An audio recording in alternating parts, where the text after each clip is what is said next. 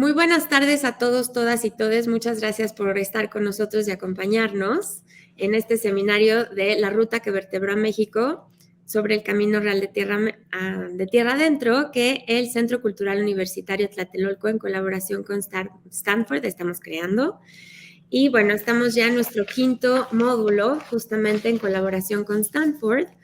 El módulo lleva el título de Métodos de Ciencias Sociales para los Estudios Históricos del Camino Real de Tierra Adentro y tenemos el gusto de contar con la participación hoy de Luis Guillermo Gumora con la mesa 5 que llegaba por nombre Segregación Urbana, Experimentos Naturales. Él está en la Escuela de Economía de París. Es un honor tenerte con nosotros esta noche, bueno, tarde-noche, y brevemente te presento y ahora te cedo la palabra. Luis Guillermo Hugo Mora estudió la licenciatura y maestría en Economía en el Centro de Investigación y Docencia Económicas, en el CIDE. Actualmente estudia el doctorado en Economía en la Paris School of Economics. Sus intereses de investigación están en los campos de economía política, economía histórica y economía cultural. Actualmente investiga sobre los efectos persistentes de la segregación colonial en México, desigualdad racial y discriminación en América Latina, preferencias por redistribución y el papel de líderes políticos y sociales en el bienestar de las personas. Muchísimas gracias por formar parte de nuestro seminario. Bienvenido y te cedo la palabra para tu presentación. Muchas gracias.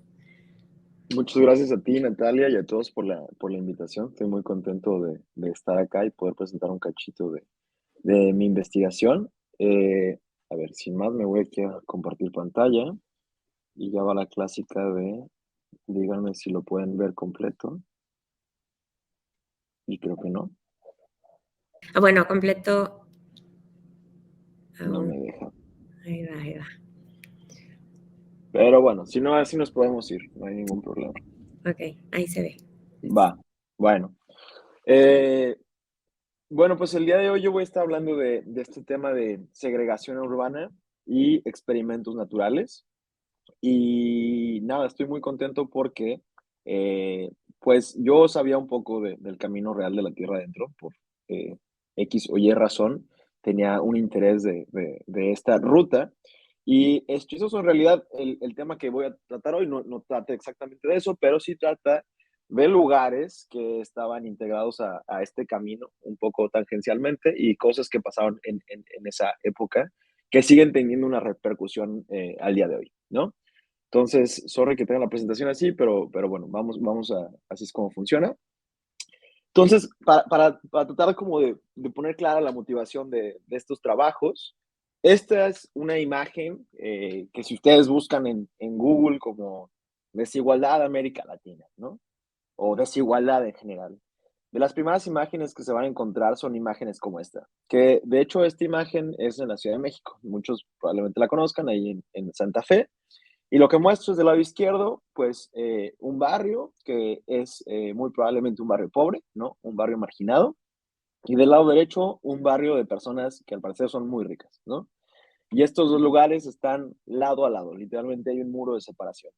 Acá hay otra foto que muestra la misma dinámica, ¿no? Entonces podemos ver como estas grandes diferencias en espacios geográficos muy pequeños, ¿no? Y es como muy contrastante, ¿no? Como lo verde de un lado, ¿no? El espacio que tienen los autos, y del otro lado, pues vemos como un montón de casas juntas, los caminos mal construidos, ¿no? Entonces, son muy evidentes como estas diferencias que podemos ver en el espacio. Y bueno, un poco la pregunta o la motivación de esta investigación es decir, bueno, sabemos entonces que en América Latina existe esta desigualdad de ingresos y de riqueza y que existe una gran segregación espacial. Lo que no sabemos muy claramente, que se ha estudiado más en otros contextos, es la dependencia histórica. Es decir, si esta segregación que vemos hoy en día tiene que ver con factores que vienen de hace mucho tiempo o son cosas nuevas. Y yo creo que esto es muy importante porque muchas veces cuando hablamos, no sé, por ejemplo, en términos de segregación actual, está muy en boga hablar de gentrificación, por ejemplo, ¿no?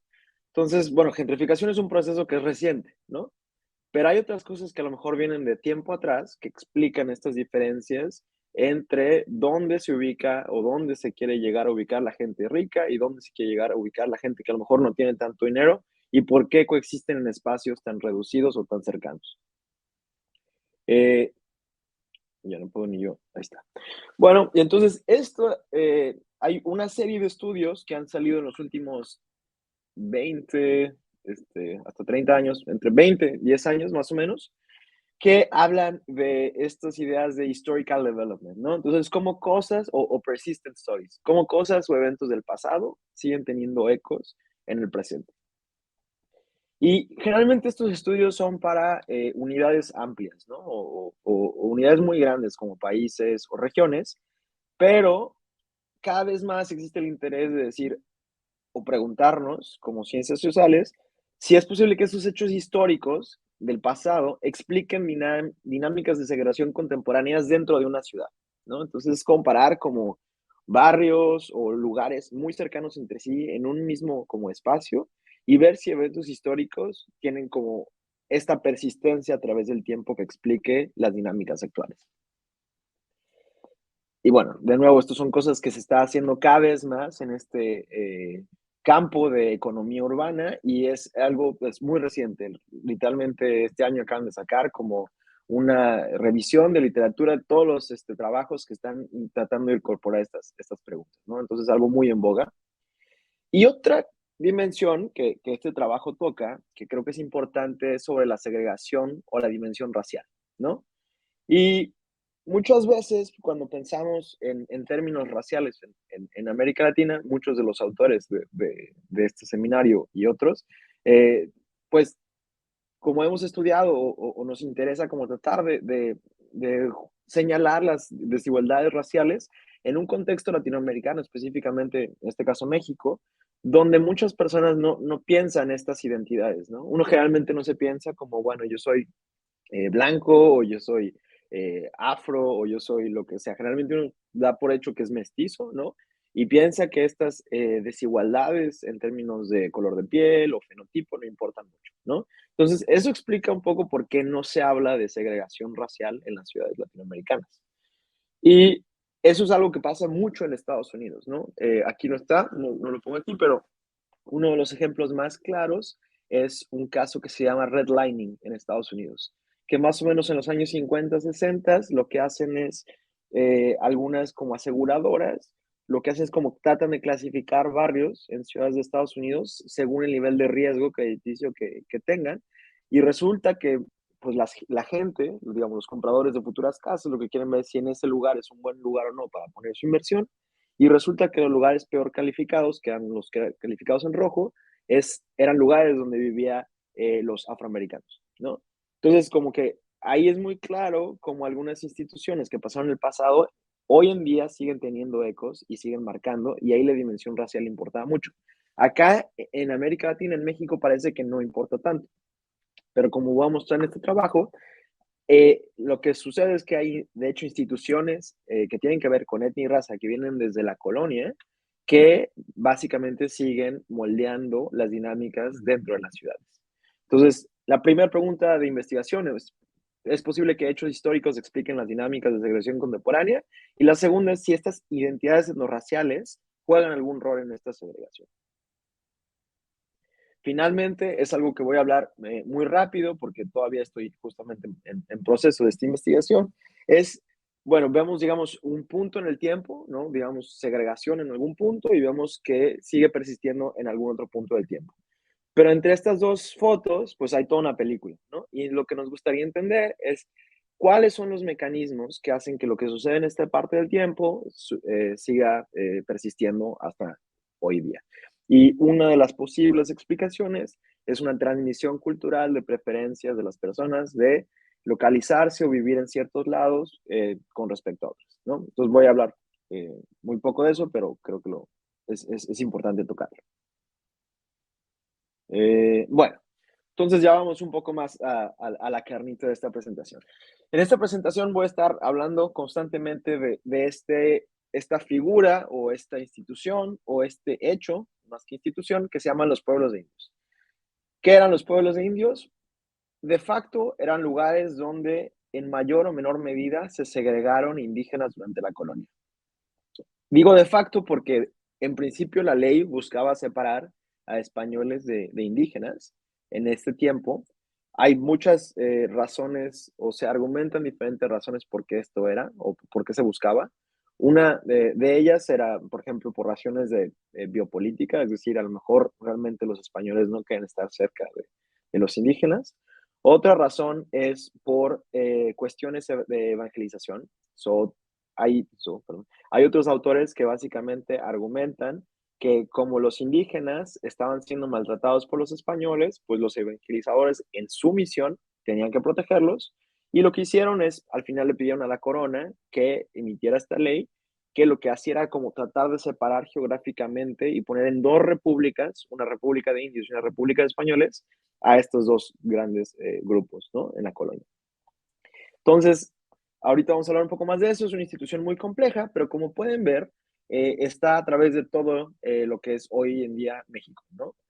Sobre todo en el centro del país, donde era la Nueva España, pero también en la parte norte, donde fue la Nueva Galicia, ¿no?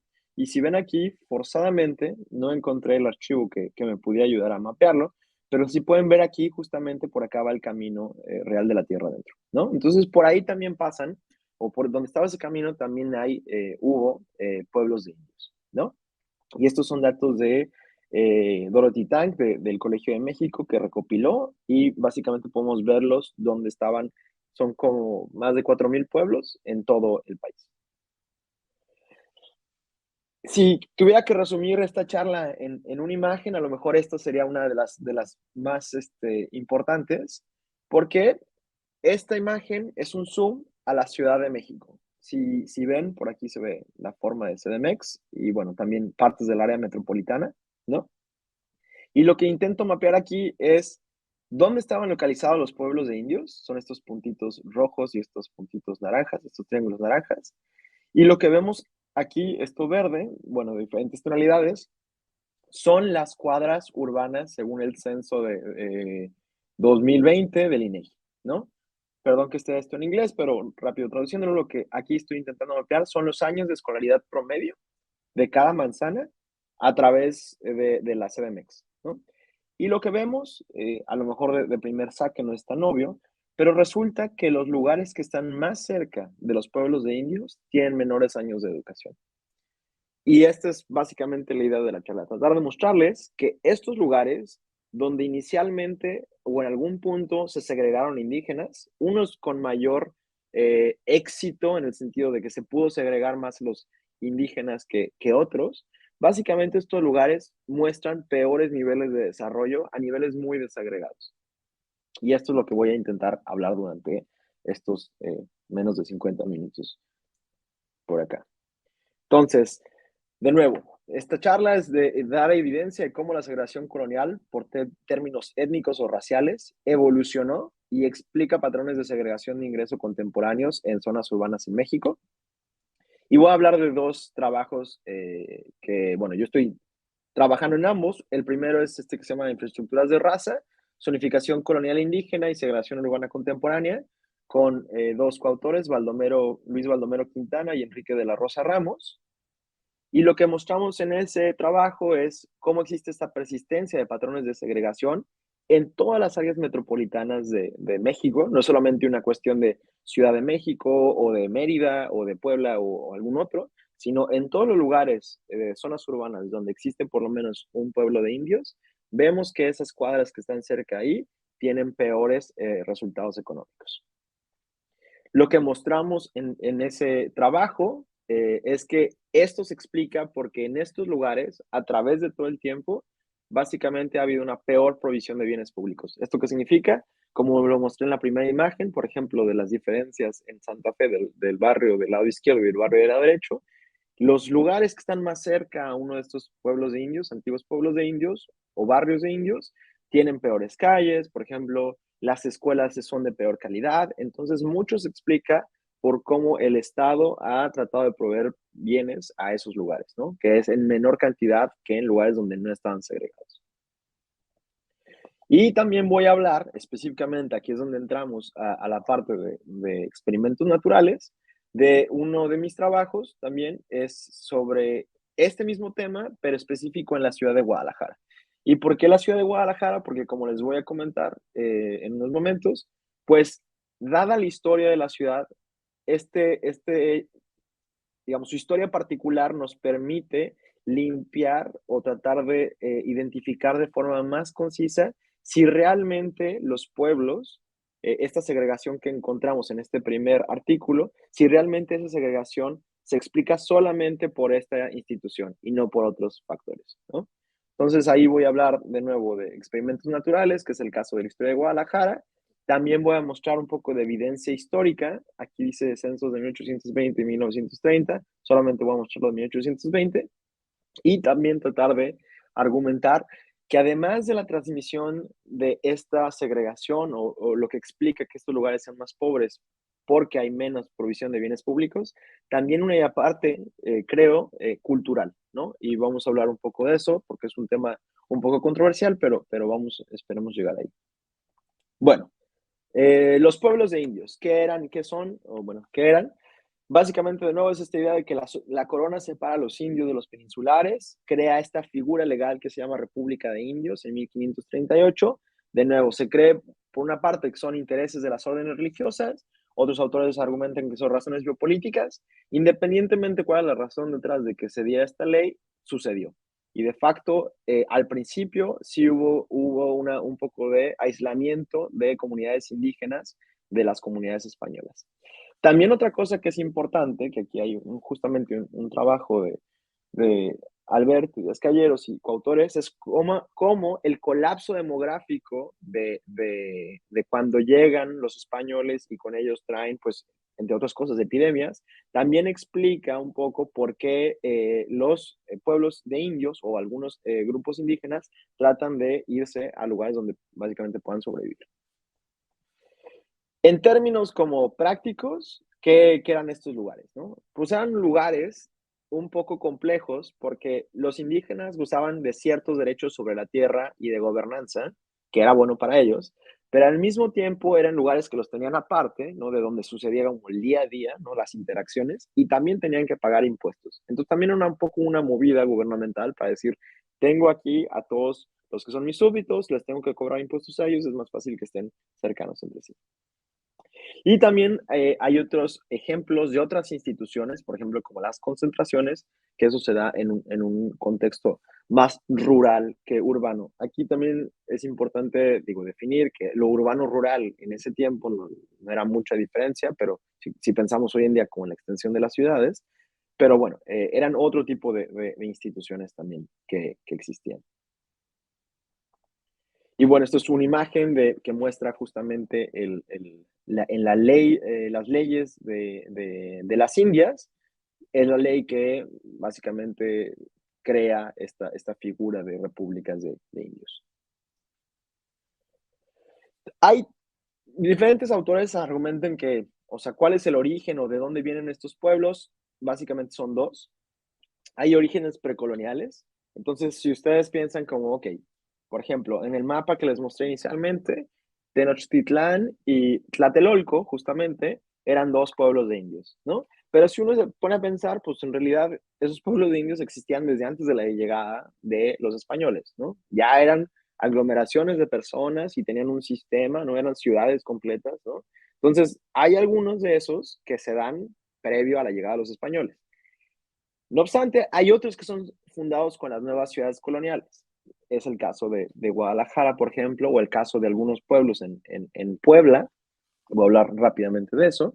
Pero sobre todo, si uno se pone a pensar en la parte norte del país, donde no estaba poblada o no estaba tan densamente poblada como era la parte del centro, pues estos pueblos básicamente se crearon de la nada junto con los barrios españoles, ¿no? De nuevo, esta importancia de las diferencias rural-urbano. Pueblos cercanos a las ciudades no tendrían que estar dentro de la ciudad en sí, ¿no? También ahorita les voy a mostrar un mapa, pero pueblos que eran más cercanos funcionaban como barrios, ¿no? Un poco como esta idea del barrio cerca de la ciudad. Entiendo que hay unos que están cerca, por ejemplo, en Tlalpan, ¿no? Que vas a estos lugares hoy en día, son lugares, pues, bonitos, pintorescos, que parece que están completamente alejados de la ciudad. Bueno, pues eso eran un barrio de indios, ¿no? Y entonces en la ciudad funcionan como estos barrios que están separados, pero en el campo, digamos, muy, muy lejos de la ciudad, vamos a ponerlo así, eran dinámicas diferentes, ¿no? Entonces, en la ciudad funcionaban como un lugar donde muchas veces, en términos institucionales, respondía a las instituciones de la ciudad, entonces digamos que no eran tan autónomos, pero en el campo hay evidencia de que estos lugares sí funcionaban y ayudaban justamente a los indígenas, por ejemplo, a defender su tierra. Entonces, por estas diferencias importantes es porque en nuestros estudios nos intentamos centrar solamente en la parte urbana, porque es donde creemos que se da esta idea como de segregación como tal. De nuevo, es difícil cuando uno habla de estos temas históricos, pues no es como el caso, por ejemplo, de Estados Unidos, donde sí existían instituciones de segregación racial de facto, ¿no? Podemos pensar en el Jim Crow en el South, en el sur de Estados Unidos, otras instituciones, hay unas que se llamaban Sundown Towns, ¿no? Donde muchas personas de diferentes razas etnias que no fueran blancas tenían que ir, ya cuando se estaba oscureciendo, ¿no? Acá no es, en este caso, los pueblos indígenas no es tanto así, sino eran dinámicas complejas, de nuevo, donde, bueno, no solamente vivían indígenas, ¿no? Vivían también españoles pobres, mestizos pobres, de otras castas. Y una investigación muy interesante es la de Granados, que muestra justamente cómo estos, pues había veces que los indígenas se hacían pasar por mestizos o que otros mestizos querían pasar por indígenas y cómo esto a través de la tributación cambiaba, ¿no? Entonces, pues digamos que era un sistema complejo, medio fluido, donde no eran como los términos raciales muy encajonados como pensamos hoy en día, ¿no? Pero de todas formas, seguía siendo lugares donde la gente tendía a tener como ciertos fenotipos, ¿no? Ser más pobres, tener menor estatus, como les voy a mostrar un poco más adelante. Voy directo a esta parte del el primer artículo que tengo con mis coautores, y lo que hacemos ahí es, de nuevo, mapear todos los pueblos de indios y intentar identificar cuáles están en zonas metropolitanas contemporáneas. Entonces, este mapa lo que muestra son en morado las zonas metropolitanas contemporáneas, ¿no? Entonces podemos pensar, por ejemplo, acá no se ve porque está lleno de puntitos, es la zona metropolitana del Valle de México, también la zona metropolitana de Puebla con Tlaxcala, la zona metropolitana de Mérida, la de Guadalajara, acá por ejemplo está Monterrey, ¿no? Entonces lo que hacemos es decir, ok, vamos a ver todos estos lugares, pero solamente los que tengan pueblos de indios. Estas partes, por ejemplo, pues aquí cerca en Tijuana, pues no existían estos pueblos de indios, ¿no? Ni acá en Monterrey, pero aquí en las partes, digamos, céntricas, ¿no? Sí había bastante. Y lo que hacemos es mapearlos a nivel muy detallado. Entonces, de nuevo, esta es la zona metropolitana de la Ciudad de México, ¿no? Y lo que pueden ver aquí son todos estos puntitos rojos eran antiguos pueblos de indios, donde según los datos de Dorothy Tang, para el finales de la colonia solamente vivían indígenas. Entonces, de nuevo, esta diferenciación entre como urbano, rural, para esa época no es muy útil, ¿no? Porque seguramente todos estos puntos a las afueras eran para entonces rurales. Pero hoy en día, si ustedes ven, en azul pueden ver las cuadras de los censos del 2020, ¿no? Entonces, hoy en día esos lugares son lugares que están incluidos dentro de la mancha urbana de la Ciudad de México, ¿no? Entonces evolucionó de ser un lugar como apartado, rural, a ser un lugar que, bueno, sigue siendo apartado, ¿no? Muy probablemente tiene muchas condiciones que no son óptimas, pero está considerado que está dentro de la Ciudad de México, ¿no? Y aquí en el centro, ya en la parte de CDMX como entidad, pueden ver que hay muchos pueblos donde, como Tank los llama, había más población que no solamente indígenas, ¿no? Entonces, podemos saber que había, bueno, si eran pueblos de indios, o inicialmente eran pueblos de indios, pero también vivían, de nuevo, mestizos, españoles pobres, castizos, mulatos, afro, del sistema de castas, ¿no? Entonces, de nuevo, una primera cosa que es interesante es ver, pues, cómo, si quieren ver estos puntos, que eran pues, pequeños pueblos en el espacio, definen un poco como la estructura de las grandes ciudades, como es este caso acá, y también ver un poco esta diferencia entre cuáles parecen ser los pueblos de indios que fueron exitosos en segregar indígenas, de los cuales no. Y esto, de nuevo, no es un caso solamente de Ciudad de México. Este es el caso de Puebla, ¿no? Puebla y Tlaxcala.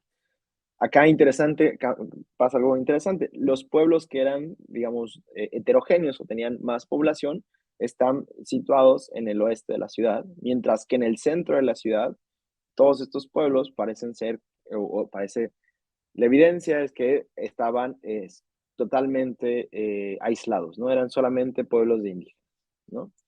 Lo mismo podemos hacer para el caso de Mérida. Aquí en este caso, eh, no hay pueblos de indios que estuvieran completamente aislados. Parece ser que todos tenían un poco de otras castas o otros digamos, diferentes demográficos.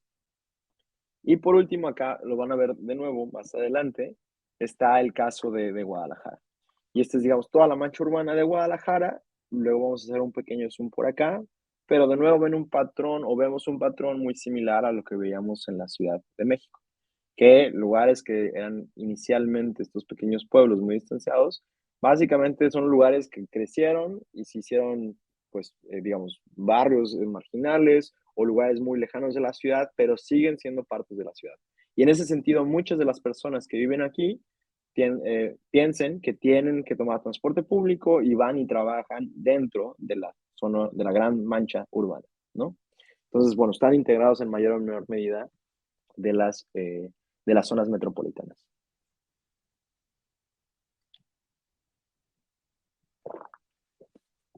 Antes de pasar a la parte de los resultados de persistencia, quería mostrar este mapa que tendría que estar un poco más grande, pero bueno, aprovecho para hacer un poco de zoom aquí. Este es un mapa que si más no me equivoco, sí, de 1794, ¿no? Esta es la Ciudad de México. No se ve muy bien, pero en esta parte de acá, esto es el norte, sur, oeste y este, ¿no? Entonces, si ven el mapa acá, esto es, digamos, el centro de la ciudad. Y de hecho, vamos a darle un poquito más de zoom para que podamos. Y este centro de la ciudad, acá está el Zócalo, literal, acá está la Alameda, ¿sí la ven? Esa era lo que llamaban entonces la traza, ¿no?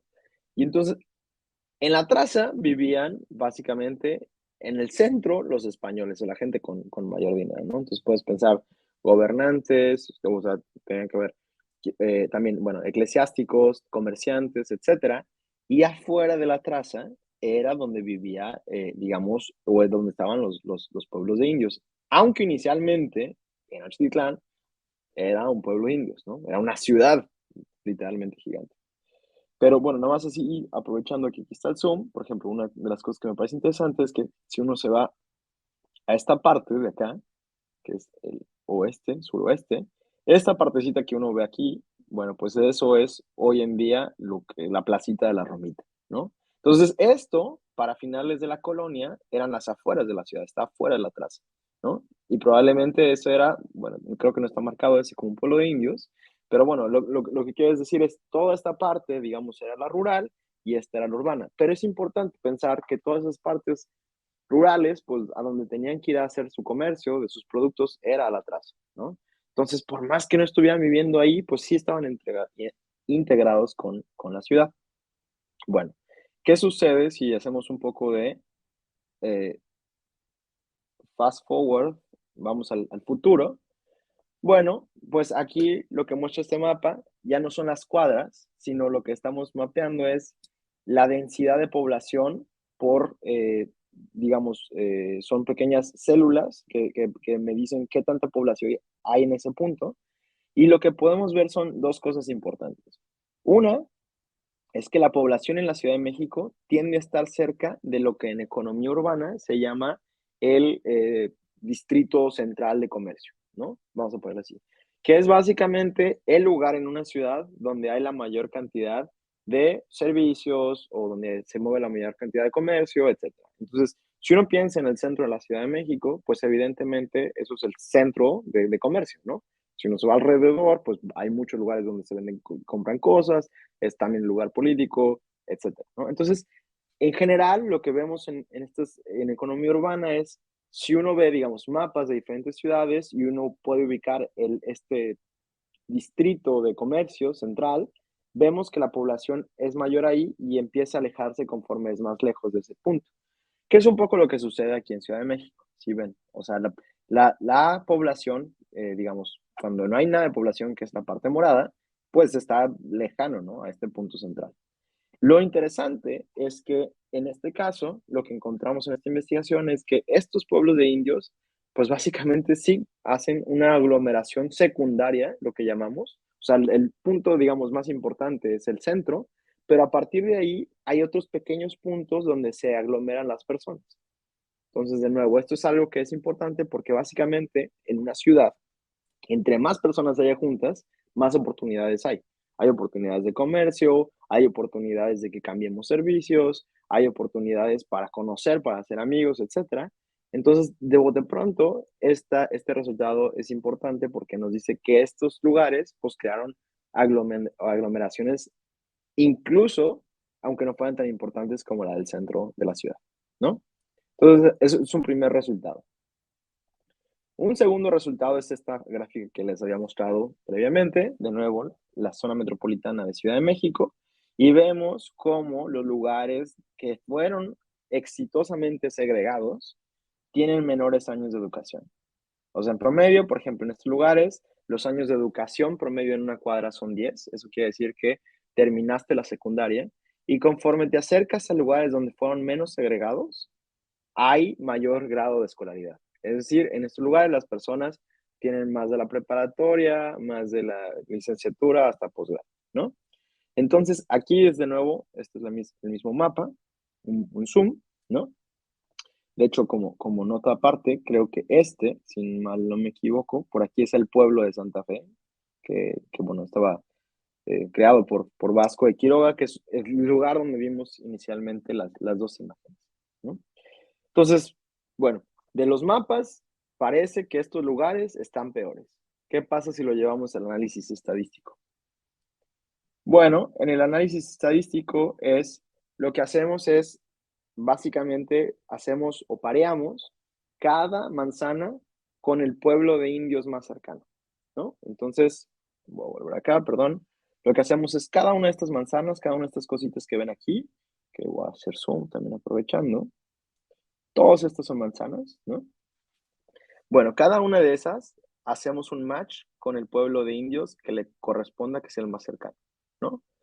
Y entonces lo que hacemos es, ok, veamos si hay diferencias entre las manzanas que macheamos con los pueblos de indios que fueron exitosamente segregados, ahí donde solamente vivían indígenas, según Tank, o contra aquellos que tenían gente o personas de diversas castas o sí, eran muy diversos, vamos a poner.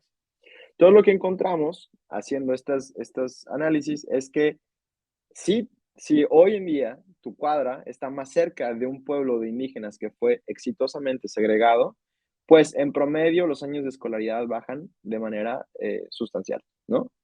Y eso es, digamos, controlando por muchas cosas que son importantes. Por ejemplo, como dije, en el mapa previo, pues era nomás un mapa ilustrativo de la Ciudad de México, pero este análisis lo hacemos para todas las zonas metropolitanas de las ciudades, perdón, de México, perdón, todas las zonas metropolitanas de México que al menos tengan un pueblo de indios.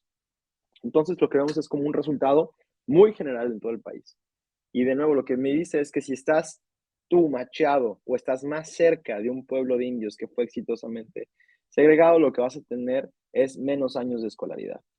Lo que hacemos es con diferentes métodos, con diferentes diseños, perdón, de investigación, intentamos ver si realmente esto se cumple y parece ser que sí, parece que independientemente de lo que le cambiemos, lo que le movemos, este resultado sigue dándose para todo el país.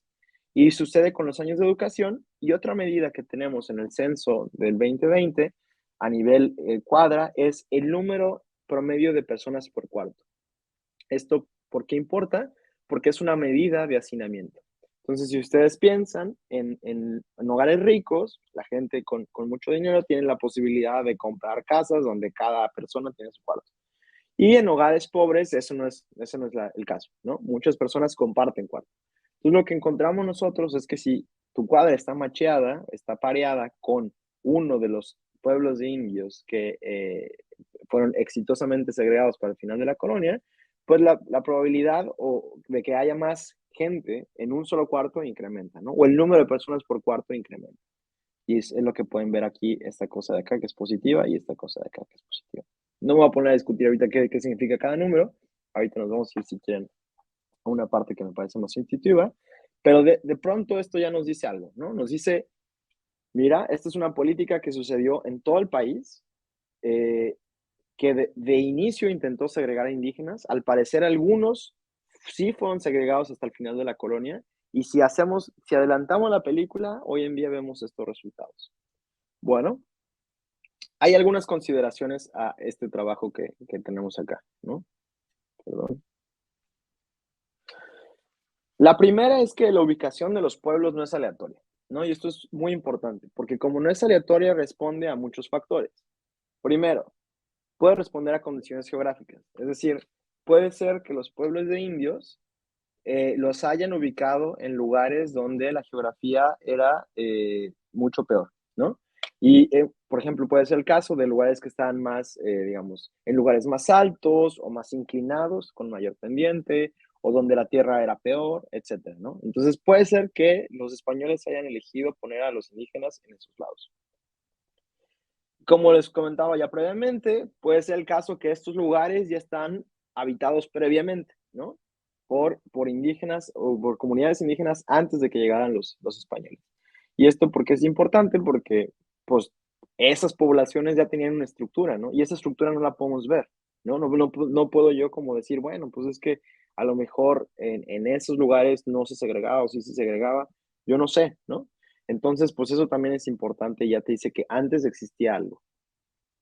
Y también puede haber una ubicación estratégica, no por cuestiones geográficas, pero sí por cuestiones de interés de los españoles. Hay casos documentados por ejemplo, en el caso de Guadalajara, donde el conquistador básicamente quería poner los pueblos de indios cerca donde él tenía esa encomienda para que, pues aunque tenían que vivir separados, pues pudiera tener pues mano de obra que él explotaba, forzaba, para trabajar en su encomienda, ¿no? Entonces, esas son algunas cosas, pero también hay mil y otras cosas que podemos pensar que como investigadores no podemos controlar, ¿no? Y son estos famosísimos factores no observables que hablamos en ciencias sociales. Y son todas esas cosas que creemos que existen y básicamente definen la ubicación de los pueblos de indios, pero no las podemos controlar, no las podemos observar, a veces no podemos ni saber qué son, ¿no?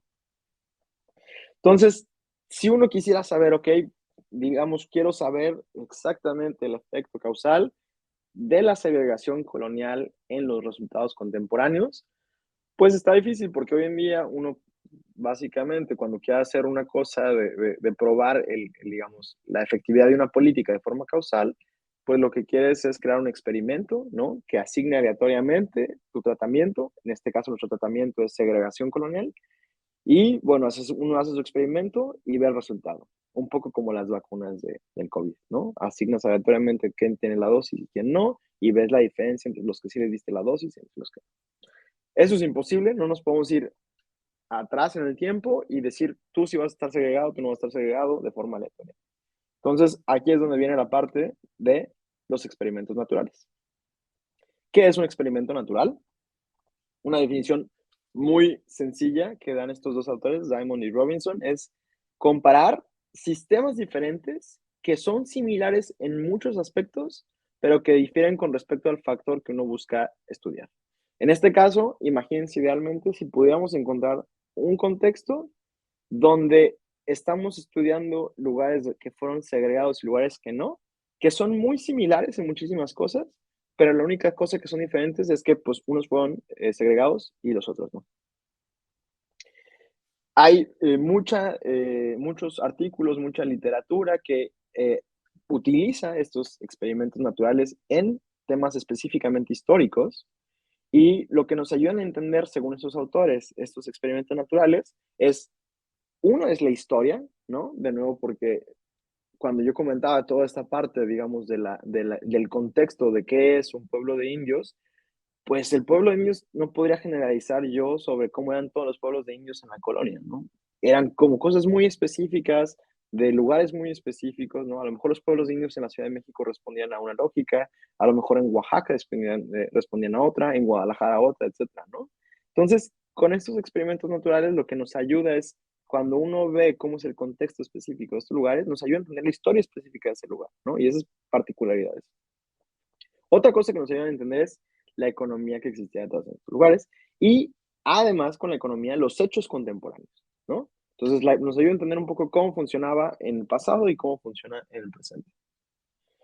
Entonces, en el tiempo restante, lo que les voy a hablar es de este segundo trabajo, que es, de nuevo, tratar de investigar o analizar el efecto de la segregación colonial en los resultados de hoy en día, pero en este caso voy a utilizar este experimento natural que es la ciudad de Guadalajara. ¿Y por qué es un experimento natural? Bueno, porque la división inicial que existió entre digamos, el barrio de indios o uno de los barrios de indios y el barrio de españoles donde vivían, estaba dada por el río San Juan de Dios. Que cuando uno piensa río, uno piensa a lo mejor que es, no sé, el Sena o el Tames en Londres, que son ríos gigantes o muy grandes, ¿no? Bueno, en este caso realmente era un pequeño riachuelo que separaba dónde vivían los españoles de dónde vivían los indígenas. Los conquistadores, que esto es importante, que eran españoles, mexicas y tlaxcaltecas para esa época, que estaban justamente en el proceso de conquista del norte de hoy México, entonces ya era la Nueva Galicia, o iba a ser la Nueva Galicia, lo que hacen es, estos conquistadores, tanto españoles, mexicas como tlaxcaltecas, se instalan del lado izquierdo del río, que es hoy en día el centro de Guadalajara y el barrio de Mexicalcingo. De hecho, Mexicalcingo eran básicamente barrios de mexicas. Y las zonas indígenas, perdón, los indígenas que vivían en zonas aledañas de la región de Guadalajara, porque no existía como tal una ciudad previa, las instalan del lado derecho del río. Y es el barrio de Analco, que de hecho en náhuatl, Analco quiere decir al otro lado del río, que es donde viene el título de este trabajo. Y si uno se pone a buscar, de hecho hay varios Analcos en diferentes lados. De los que yo conozco, existen en Durango y en Puebla. Y este caso emblemático de Guadalajara. Entonces, pues llegan, no existe nada, se ponen uno de un lado al otro, ¿no? Y algo que es bonito en el caso de por qué es bonito el experimento natural, no porque la segregación sea linda, sino que tanto Mexicalcingo y Analco, como estaban tan cerca de Guadalajara, pertenecían administrativamente a ella, ¿no? Entonces, no tenían como esta cosa compleja de, bueno, hay algunos pueblos indios donde ellos sí tienen su ley o no, y tienen sus tierras y pueden tener un poco como un poco de autonomía.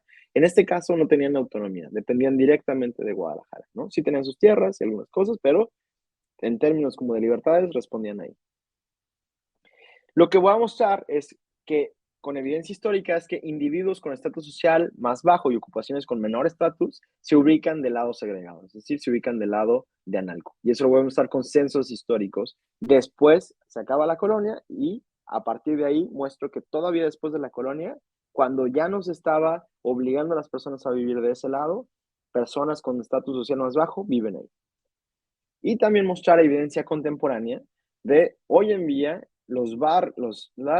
las personas con menores años de escolaridad y peores condiciones de vida también se localizan o se ubican en esos lugares, específicamente en el barrio de Analco.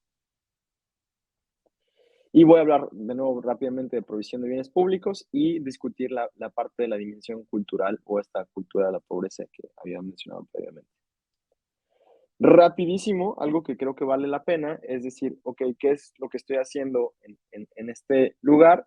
Si antes se pone a pensar, yo tenía todas las manzanas y estoy comparando manzanas que están pareadas con el pueblo de indios más cercano, pues bueno, a lo mejor eso no es la parte, digamos, como más limpia, ¿no? Aquí nos gustaría ver entre si está segregado o no está segregado y que haya como una barrera muy clara que nos diga dónde pasaba la segregación.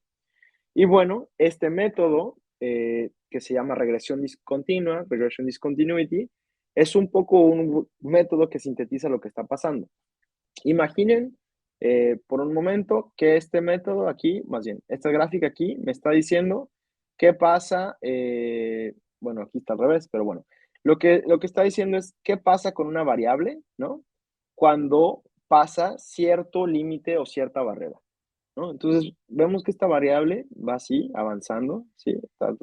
Hasta que llega a este punto que es lo que le llaman la barrera, ¿no? Pero una vez que llega a la barrera, brinca de forma discontinua hasta acá. Entonces, lo que estamos asumiendo aquí es, si no existiera esta barrera, si no existiera esta cosa de aquí, esta variable seguiría avanzando continuamente así. Y si no existiera esta barrera, la dinámica que vemos acá seguiría yéndose un poco así, ¿no? Entonces, la idea es decir, ok, imaginen en este caso la segregación, esta no es la mejor imagen para mostrarlo, pero si yo veo los estándares de vida del lado no segregado, ¿no? Y no existiera San Juan de Dios o esta barrera imaginaria, yo vería una continuidad en los patrones de desarrollo en la ciudad de Guadalajara. Pero si realmente este lado segregado importa y sí hubo como una diferencia que marcó y se persistió a través del tiempo, pues yo encontraría una discontinuidad, ¿no? Yendo del oeste de la ciudad hacia la parte poniente, oriente, lo que encontraría básicamente es que caen los niveles de vida. Y bueno, utilizo ahorita voy a hablar rápidamente de estas dos cosas, pero son básicamente modificaciones a esta misma idea que tenemos. Ok. ¿Por qué, además de la evidencia que les comenté previamente, por qué argumento que el caso de la ciudad de Guadalajara es un buen experimento natural? Porque para empezar, si se ponen a pensar, de nuevo, la segregación, piénsenlo como un tratamiento, tienes o no, está segregado o no, ¿no? Como un poco, de nuevo, la vacuna. Lo que sucede en este caso es, al momento que se asigna ese tratamiento, los españoles, en este caso específico, no pensaron en decir, bueno, voy a segregar o voy a poner analco, digamos, los indígenas segregados, en donde estuvieran las peores tierras posibles, ¿no? ¿Por qué? Porque este mapa muestra, aquí a lo mejor no es muy clara, este es el valle de Atemajac, ¿no? Donde está situada la ciudad de Guadalajara. Y como pueden ver, sí, para los que conocen, en la parte de acá es la barranca de Huentitán, y para acá hay zonas montañosas, por acá uno llega hacia Chapala, ¿no? El lago de Chapala. Entonces, como ven aquí, toda esta parte es muy plana, ¿no? Digamos, es la misma altitud en casi todas las partes del valle. Y si uno hace zoom a la parte, digamos, donde realmente se dio la fundación de la ciudad, en la parte colonial, esta es la extensión de la ciudad para 1820, esto que ven aquí en gris. Y este es el sistema de riachuelos que venían del río San Juan de Dios, y en rojo está el río San Juan de Dios. Bueno, aquí está Guadalajara, Mexicalcingo y Analco. Y como pueden ver, la altura de este lugar, la altura de metros sobre el nivel del mar, es exactamente la misma, ¿no? No hay ninguna diferencia entre Analco, Guadalajara, Guadalajara, Mexicalcingo, Mexicalcingo, Analco. Básicamente están sobre terreno plano. ¿Qué me confirma esta idea? Este mapa muestra lo que le llaman la pendiente, ¿no? Entonces no es la altura, digamos, sobre metros sobre el nivel del mar, sino qué tan irregular es el terreno eh, eh, alrededor. Y como pueden ver de nuevo, pues el Valle de Temajac es un lugar bastante, bastante plano, con estas fallas, ¿no? Que existen de nuevo, la barranca de Huentitán y montañas que están hacia el sur de la ciudad. Pero si uno hace zoom de nuevo en la parte inicial, pues esta parte era básicamente de nuevo plana, plana, plana. Y si uno hace ese ejercicio con datos actuales de, por ejemplo, precipitación o clima o etcétera, pues básicamente no había ninguna diferencia entre estos lugares, pero ninguna. Entonces, ¿qué nos dice eso? Que al final fue un poco idiosincrático, fue un poco aleatorio que los españoles hayan decidido ponerse del lado izquierdo y poner a los indígenas segregados del lado derecho. Es decir, no respondía a ninguna diferencia geográfica importante.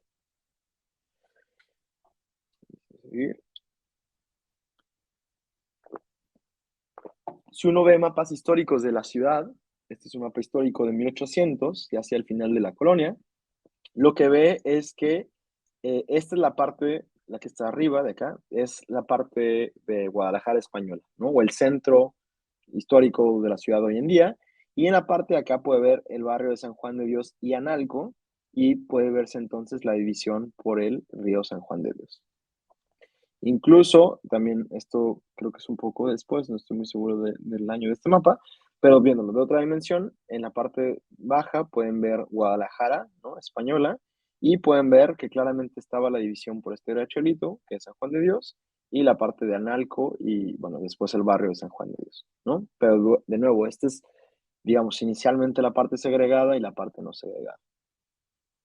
Bueno, ¿qué otras cosas históricas puedo mostrar? Bueno, hay un gran trabajo de Rodney Anderson, que es un historiador en Florida, que lo que él hizo fue ir a los archivos en Guadalajara y básicamente encontró una joya, que son los censos de 1821 y 1822. Esto era un censo específico de la ciudad de Guadalajara y lo que encuentra él son los registros individuales y durante mucho tiempo su proyecto fue digitalizarlos y tenerlos y crear una base de datos. Entonces, a Rodney Anderson le debo esta parte del trabajo y lo que hace que es muy interesante es, puede ubicar a los individuos a nivel cuartel, que era un cuartel, puedes pensarlo en términos administrativos como un barrio, ¿no? Entonces hay información de dónde viven las personas y hay información como el sexo, edad, la calidad, que era de alguna forma una muestra de una categoría social y racial o étnica, ¿no? Es decir, es español, eres indio, eres mestizo, eres castizo, entre otros. La ocupación y también, por ejemplo, cosas como si tenía un título como de don o no don, ¿no? O doña, ¿no? Eh, y lo que hago es, este es el mapa de nuevo de la ciudad en 1820-21, y esta es la extensión, este es el río San Juan de Dios, y yo lo que hago es decir, ok, agarremos a los individuos que están muy cerca del río, ¿no? Que son estos que están en estos cuarteles de aquí y los cuarteles de Analco y el de San Juan de Dios, ¿no? Entonces, si realmente persistió la segregación en la colonia, yo tendría que encontrar diferencias entre las personas que viven aquí y las personas que viven acá. Y es justamente lo que encuentro.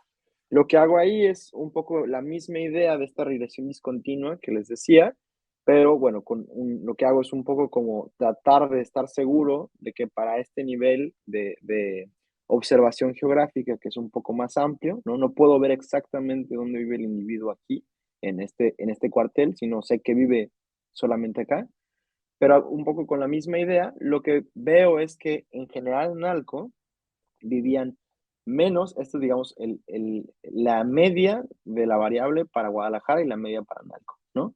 Entonces, la media de mujeres para Analco es menor y en general son personas que son más jóvenes, ¿no? Entonces, viven menos mujeres y sí viven personas más jóvenes. ¿Qué otra cosa vemos? Vemos también que personas que tienen el estatus de don o doña son mayor la proporción en Guadalajara que en Analco y es 30% mayor o 30% menor si estás en el lado segregado. En términos de identidades sociales, no raciales, lo que encontramos es que en Guadalajara había mayor cantidad de españoles, mayor cantidad de mestizos y menor cantidad de indios. De otras castas no hay mucha diferencia y esto es un tema de los datos que muestran que por lo menos en esta época en Guadalajara no había otros grupos de castas como, no sé, mulatos o negros. Lo que es interesante es que también hay información sobre los matrimonios y hay menos matrimonios que sean, por ejemplo, español con indio o mestizo con indio o mestizo con otras castas o español con otras castas. Esa proporción de matrimonios interraciales es menor en el lado de Analco, ¿no? Entonces, de nuevo, vemos que es población con menor cantidad de proporción femenina, más joven, con menor estatus social, con identidades o castas que tenían menor estatus social, que también tienen ocupaciones como artesanos o obreros, que también tienen menor estatus social, son las personas que viven en Analco, y finalmente son personas que parece que migraron de otras partes de la región o, de la ciudad, o del país a ese barrio en específico. Entonces, en general, lo que nos dice esta evidencia histórica es, pues, como en grandes rasgos, estas eran personas con menor estatus social las que se ubicaban ahí. Para ver la persistencia de este efecto, digamos, ya vimos una fotografía cuando está el principio de la colonia, cuando se funda, y vemos que no hay diferencias entre los barrios.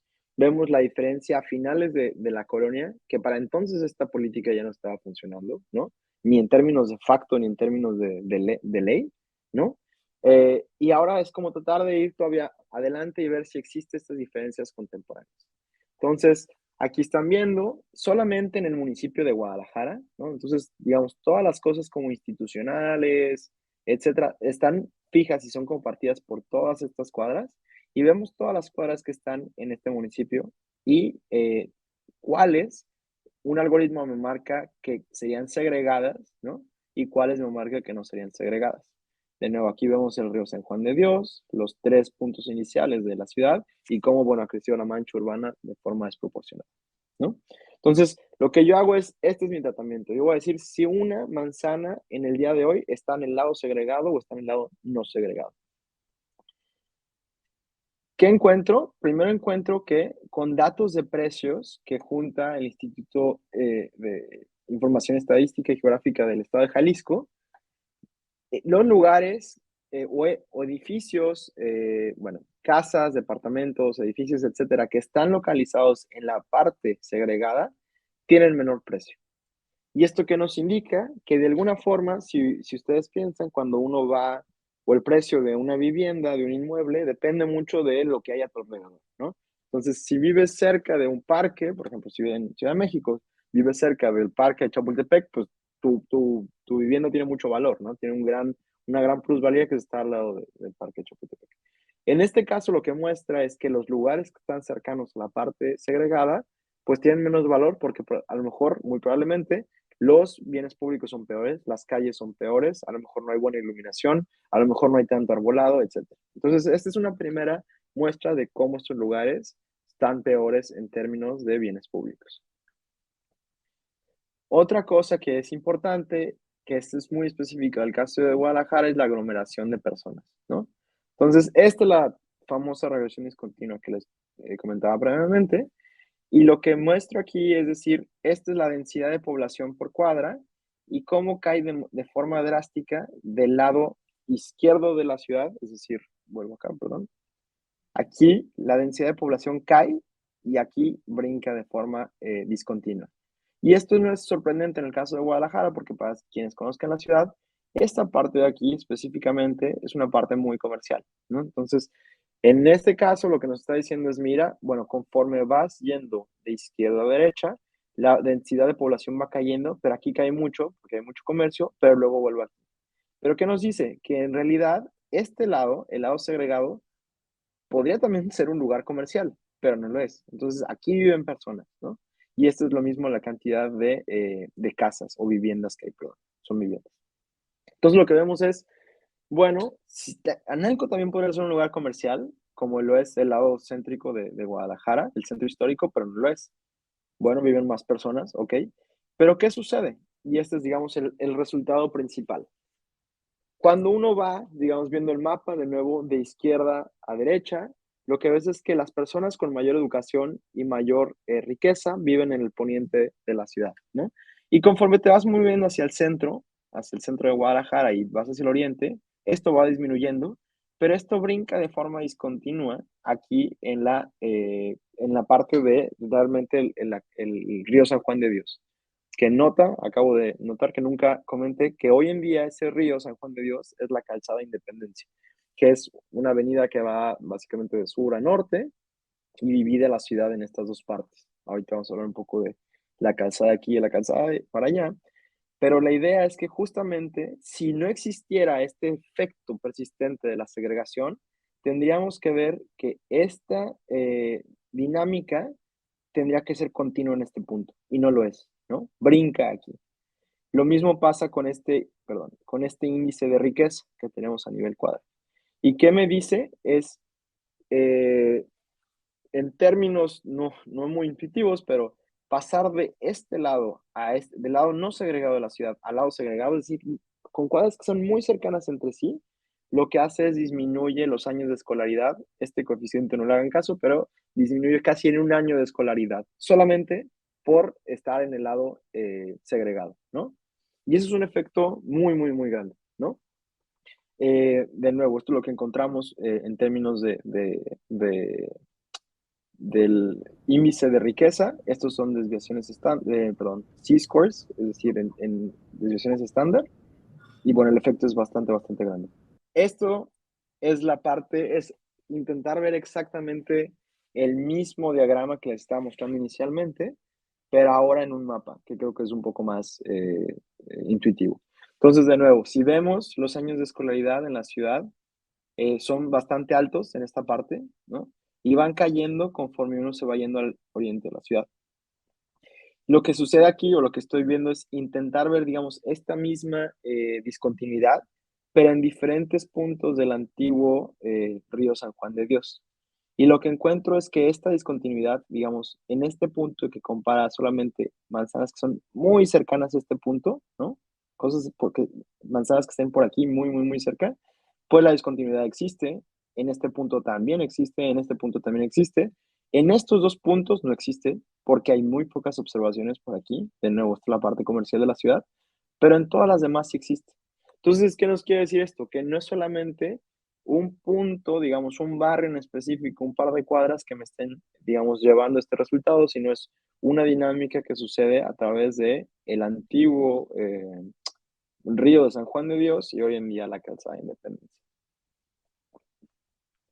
Para terminar, solamente una cosa que me parece muy interesante es, antes esta segregación se dio por términos de etnia-raza, hoy realmente no es una términos de etnia-raza, la mayoría de las personas en Guadalajara se definen como mestizos, y en términos de color de piel es bastante homogéneo, un poco más que en otras partes de México, pero la mayor parte de las personas que viven allá tienen menos años o digamos, tienen menor movilidad social, es decir, están casi en la misma posición que sus padres en términos de escolaridad o de riqueza, no avanzan mucho en esta escalera y sufren mayor discriminación por lo que ellos llaman por clase, ¿no? Entonces es interesante cómo este fenómeno que empezó en una dimensión étnica racial se transforma y evoluciona a un fenómeno que tiene que ver más por temas de clase. Y bueno, esto muy rápido, pero creo que es importante decir, bueno, definitivamente hay menor provisión de bienes públicos, es decir, el Estado desde un principio pudo haber hecho más para nivelar los niveles de vida entre la parte segregada y no segregada, pero lo que sucede también, creo, es una parte de esta idea que Oscar Lewis puso de cultura de la pobreza, que fue una idea muy controversial en su época, que le costó que lo sacaran básicamente del país y lo cancelaran en esa época. Pero algo que decía Lewis es que muchas veces en los barrios que eran marginados en México se da una transmisión intergeneral de preferencias, es decir, la gente que vive en cierto barrio, digamos, pensamos en el barrio Analco, a lo mejor los padres transmiten ciertas preferencias a sus hijos y eso hace que nos ayude a entender por qué vemos este loop o este círculo vicioso de seguir encontrando patrones de pobreza ahí. También puede ser, o muy, muy, muy seguro, que es lo que encuentro acá con esta investigación de Max Jaramillo y su coautora Saucedo, es la gente que vive en el lado rico definitivamente ve a la gente que ve en el lado pobre como, pues, menores, ¿no? Dicen, está muy lejos, está al otro lado de la calzada, que no existe nada allá, que son personas que no quieren pagar impuestos. Entonces, esto es algo que lo que yo estoy trabajando, pero creo que es una cosa importante decir, además de la provisión de bienes públicos, puede que haya una dimensión cultural que nos, en el sentido de transmisión de preferencias, transmisión de conocimiento, etcétera. No porque los pobres sean pobres porque quieren, pero sino esta idea de nuevo, ahí a lo mejor los padres están pasando ciertas preferencias a la parte no segregada y a la parte segregada que ayuda a que se mantenga segregados estos niveles. Y bueno, para terminar, pues esta charla lo que intentó decir un poco, hablar, es sobre persistencia histórica y experimentos naturales y específicamente sobre la persistencia y evolución de la segregación colonial etnorracial en México. Y bueno, la segregación de grupos menos favorecidos, eso vemos con la evidencia histórica, peores resultados económicos contemporáneos y, de nuevo, los mecanismos de provisión de bienes públicos y probablemente estos mecanismos culturales. Y no quería cerrar esta charla sin dos cosas que me parecen muy importantes, que muchas veces se argumenta que estos estudios dicen, bueno, pues ya estuvo y ya no hay nada que hacer. Yo creo que hay bastante que hacer. Creo que el gobierno hoy en día puede distribuir riqueza a través de cosas que están en el espacio, como los inmuebles, a través del impuesto predial, y también se pueden promover interacciones o políticas que promuevan la interacción social entre sectores muy distantes de la ciudad, ¿no? Por ejemplo, el transporte público.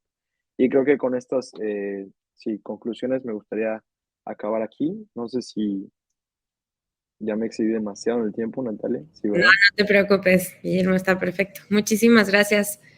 Maravillosa esta presentación y esta investigación que has hecho y análisis.